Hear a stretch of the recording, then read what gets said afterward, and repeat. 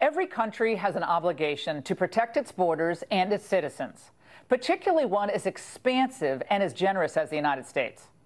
Now, for too long, immigration law was ignored, frankly, and basically unenforced.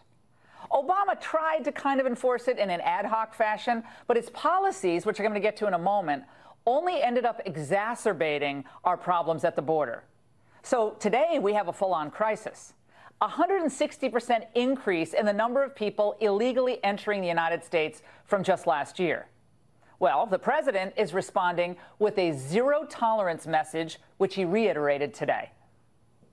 The United States will not be a migrant camp, and it will not be a refugee-holding facility. Won't be.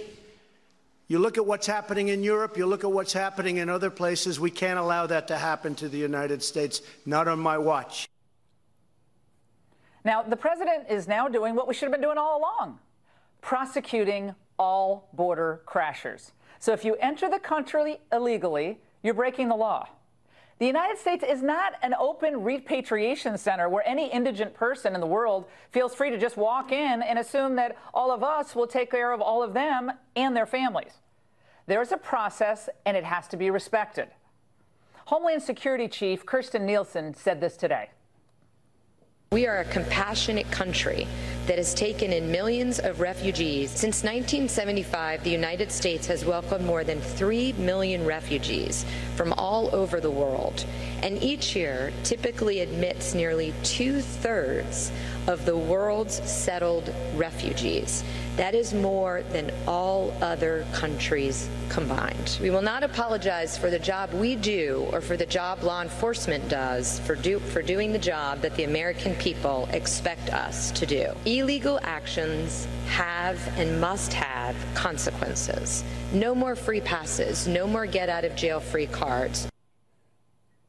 Well, consistent with American law, when a party is arrested, your children are either sent to relatives or they become wards of the state. So since more illegal immigrants are rushing the border, more kids are being separated from their parents and temporarily housed in what are essentially summer camps, or as the San Diego Union Tribune described them today, as looking like basically boarding schools. Having lost the argument and, frankly, the last election, liberals have seized on the separated children and turned the entire image into a political weapon, attempting to emotionally manipulate the public perception of immigration enforcement. Doctor, I've read that you have said that the separation, in your words, you said, is nothing less than government-sanctioned child abuse. Do you really think that this amounts to child abuse? This does amount to child abuse. And all I can say after talking to the people, watching the people, listening to the people, that the Statue of Liberty, I think, is weeping right now. They've effectively orphaned thousands of children taken from their parents. I'm heartbroken by what's happening, and I wonder what this means about the fabric of our country.